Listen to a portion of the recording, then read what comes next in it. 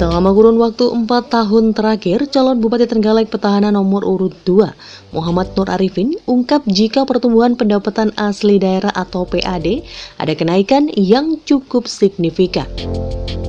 Meski proporsi nilainya tidak sebesar APBD, namun pertumbuhan dari tahun ke tahun terus merangkak naik.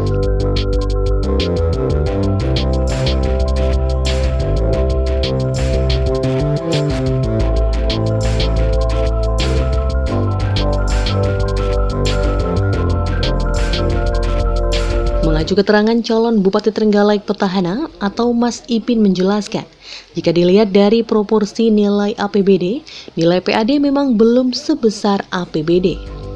Namun selama 4 tahun terakhir, nilai produk domestik regional bruto atau PDRB mengalami kenaikan yang cukup signifikan. Saat dirinya awal menjabat, nilai PDRB per kapitanya hanya sebesar 19 juta. Namun saat ini sudah naik hingga 26 juta per kapita per bulan. Lebih lanjut, Muhammad Nur Arifin menyampaikan setelah adanya kenaikan nilai PDRB, selanjutnya untuk kenaikan PAD tinggal bagaimana menggalakkan pemanfaatan aset-aset daerah untuk dikerjasamakan dengan publik. Namun peningkatan PAD yang signifikan dimungkinkan belum bisa dilakukan dalam kurun waktu 1 hingga 2 tahun ke depan. Karena di masa pandemi ini pemerintah daerah masih harus memberikan kelonggaran pajak dan insentif pajak dalam rangka pemulihan ekonomi.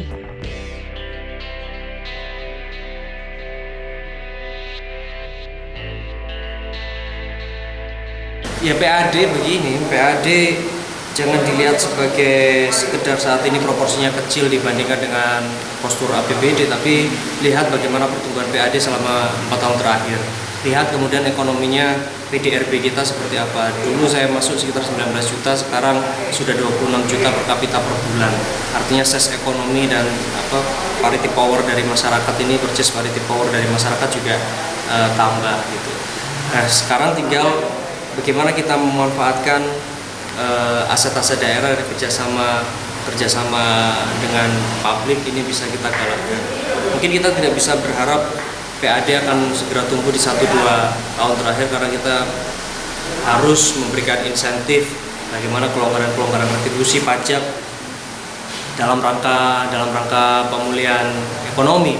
Nah, tentunya. Nah, tapi dengan adanya nanti beberapa aset yang kita kelola dengan mekanisme lelang investasi, kemudian peta digital yang sudah kita siapkan, kemudian nanti basis NJOP kita sesuaikan dengan zonasi pajak tanah, itu kemungkinan besar akan bisa meningkatkan PAD kita. Sektor pariwisata kita dorong tidak hanya mengandalkan karcis yang masuk, tetapi dengan adanya lelang investasi harapannya nanti ada hotel, restoran yang juga turut menyumbangkan pajak. Nah, ini yang kita harapkan.